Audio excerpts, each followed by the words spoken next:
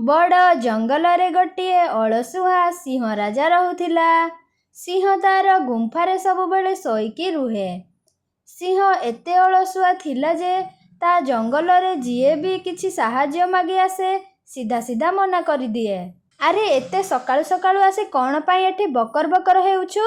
ଯା ଏଠାରୁ, ପରେ ଆସିବୁ କହି ସେଠାରୁ ବିଦା କରିଦିଏ।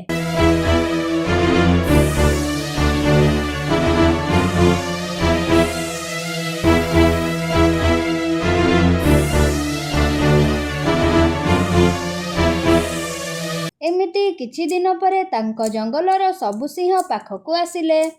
ସିଂହକୁ ତାର ଗୁମ୍ଫା ବାହାରକୁ ଡାକିଲେ।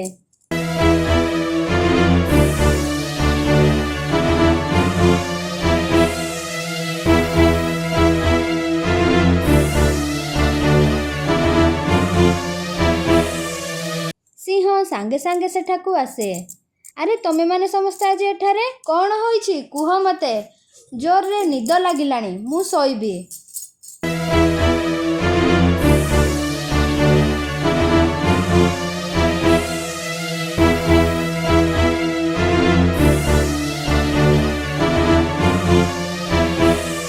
ତାହାପରେ ବିଲୁଆ କୁହେ, ମହାରାଜ, ଆପଣଙ୍କୁ ଆମେମାନେ ଆମ ଜଙ୍ଗଲର ରାଜା କରିଛୁ।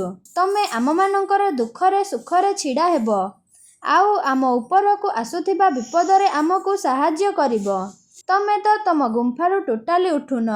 ଆମ ଜଙ୍ଗଲକୁ ଆଉ ଗୋଟିଏ ସିଂହ ଆସିସାରିଲାଣି, ଆଉ ଅନେକ ପଶୁମାନଙ୍କୁ ମାରିକି ଖାଇସାରିଲାଣି। ଏବେ ତ ତମେ ଆମ କଥା ଟିକେ ବୁଝ। ଆରେ ହଁ ବାବା, ମୁଁ ଜାଣିଛି ଆମ ଜଙ୍ଗଲକୁ ଗୋଟିଏ ସିଂହ ଆସିଛି, କିନ୍ତୁ ମୁଁ ତାକୁ କ'ଣ କରିବି? ସିଏ ମୋତେ ମାରି ପକାଇବ। ତମେମାନେ ଗୋଟିଏ କାମ କର, ଏହି ହାତୀକୁ କୁହ ହାତୀ ଯାଇ ସେହି ସିଂହକୁ ଆମ ଜଙ୍ଗଲରୁ ବିଦା କରିବ।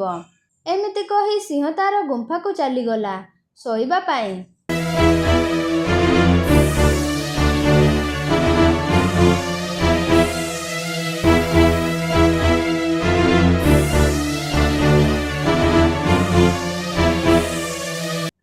ସବୁ ପଶୁମାନେ ମନ ଦୁଃଖ କଲେ।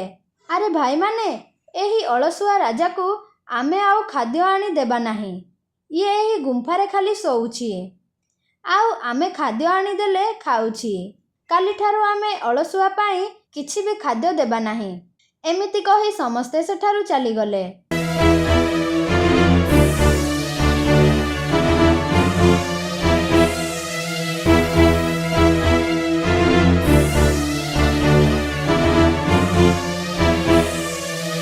କାଲିଠାରୁ ଆଉ ସିଂହ ପାଖକୁ କେହି ଖାଦ୍ୟ ଆଣିଲେ ନାହିଁ। ସିଂହ ତାର ଗୁମ୍ଫାରେ ଶୋଇଥାଏ। ଭୋକ ଲାଗିବାରୁ ଉଠେ।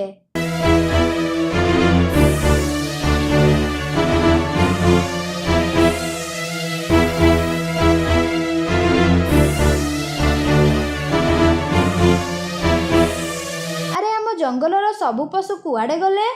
କ'ଣ ଜଣେ ହେଲେ ବି ମୋରି ପାଖକୁ ଖାଦ୍ୟ ଆଣିଲେ ନାହିଁ? ଲାଗୁଛି ଏ ଯାଏଁ କେହି ଶିକାର ପାଇ ନାହାନ୍ତି, ଆଉ ସେମାନେ ଶିକାର ପାଇଲେ ମୋରି ପାଖକୁ ଆଣିଦେବେ। ମୁଁ ଶୋଇପଡ଼େ। ଏମିତି ଭାବି ସିଂହ ପୁଣି ଶୋଇପଡ଼େ।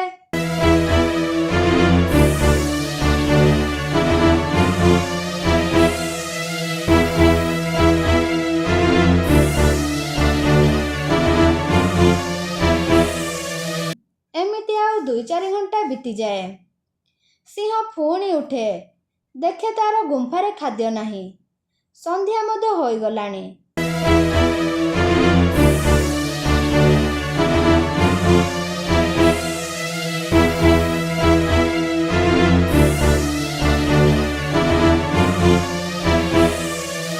ଆରେ ସବୁ କୁଆଡ଼େ ଗଲେ? ଏହି ଜଙ୍ଗଲର ରାଜା ଖାଇନାହାନ୍ତି। କ'ଣ କାହାରି ଚିନ୍ତା ନାହିଁ? ନା କ'ଣ ଲାଗୁଛି ସମସ୍ତେ ଭାବୁଥିବେ କିଏ ନା କିଏ ରାଜାଙ୍କ ପାଖକୁ ଖାଦ୍ୟ ନେଇ ଦେଇଥିବ। ଏମିତି ଭାବି କେହି ଖାଦ୍ୟ ଆଣି ଦେଇନାହାନ୍ତି। ହଉ, ଆଜି ତ ରାତି ହୋଇଗଲାଣି, ମୁଁ ଶୋଇପଡ଼େ। କାଲି ଯିଏ ହେଲେ ଖାଦ୍ୟ ଆଣିଦେବ। ଏମିତି କହି ସିଂହ ଶୋଇପଡ଼େ।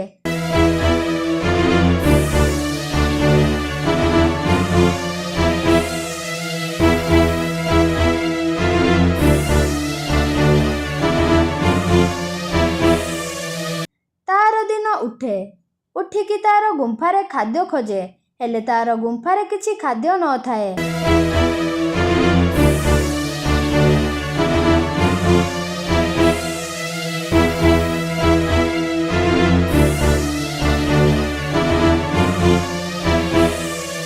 ଲାଗୁଛି ଏପର୍ଯ୍ୟନ୍ତ କେହି ଖାଦ୍ୟ ପାଇନାହାନ୍ତି, ନହେଲେ ମୋରି ପାଖକୁ ଖାଦ୍ୟ ଆଣି ଦେଇଥାନ୍ତେ। ହଉ, ସେମାନେ ଖାଦ୍ୟ ଆଣନ୍ତୁ, ମୁଁ ଶୋଇପଡ଼େ। ସିଂହ ପୁଣି ଶୋଇପଡ଼ିଲା।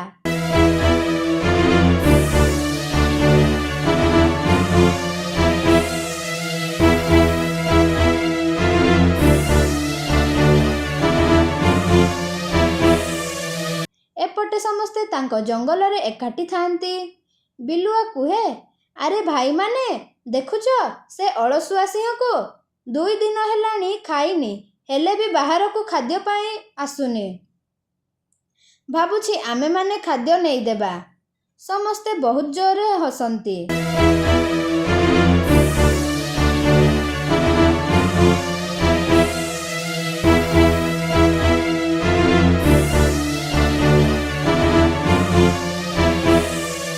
ଏପଟେ ସନ୍ଧ୍ୟା ମଧ୍ୟ ହୋଇଗଲାଣି। ସିଂହ ଉଠେ, ଆରେ ମୋରି ପାଇଁ ଏପର୍ଯ୍ୟନ୍ତ କେହି ଖାଦ୍ୟ ଆଣିଲେ ନାହିଁ। କ'ଣ ଆଜି ମଧ୍ୟ ମୋତେ ଉପାସ ରହିବାକୁ ପଡ଼ିବ? ହଉ, ଆଜି ମୁଁ ଉପାସ ଶୋଇପଡ଼େ। ଏମିତି କହି ସିଂହ ଶୋଇପଡ଼େ।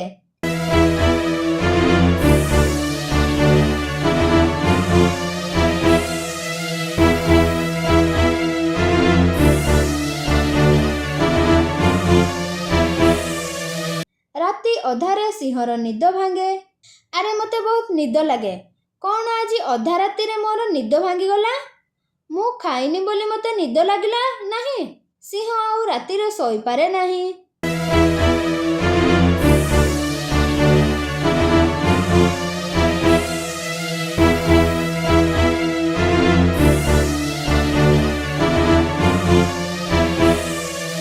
ଆରେ ଏଇ ରାତି କେତେବେଳେ ପାହିବ? ମୁଁ ଖାଦ୍ୟ ନ ଖାଇଲେ ମରିଯିବି। ସିଂହକୁ ବହୁତ ଜୋରରେ ଭୋକ ଲାଗେ, କିନ୍ତୁ ରାତି ହୋଇଥିବାରୁ ବାହାରକୁ ଯାଏ ନାହିଁ।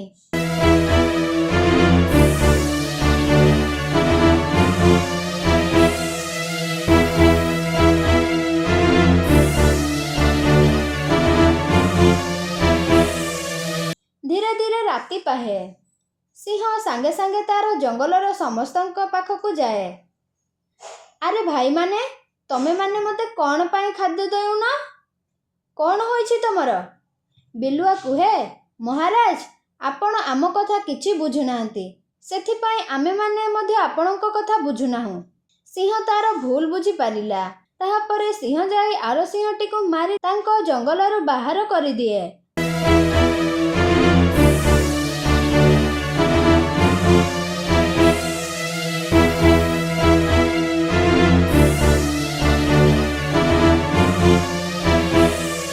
ଆଉ ନିଜେ ଶିକାର କରି ଖାଏ। ସମସ୍ତେ ସିଂହକୁ ବହୁତ ଭଲ ପାଇଲେ। ଏହିପରି ନୂଆ ନୂଆ ଭିଡ଼ିଓ ଦେଖିବା ପାଇଁ ଆମ ଓଡ଼ିଆ କାର୍ଟୁନ ବାର୍ଡ଼ ଚ୍ୟାନେଲକୁ ଲାଇକ୍, ସବସ୍କ୍ରାଇବ୍ ଆଣ୍ଡ ସେୟାର କରନ୍ତୁ ଏବଂ ନୂଆ ନୂଆ ଭିଡ଼ିଓ ଦେଖୁଥାନ୍ତୁ।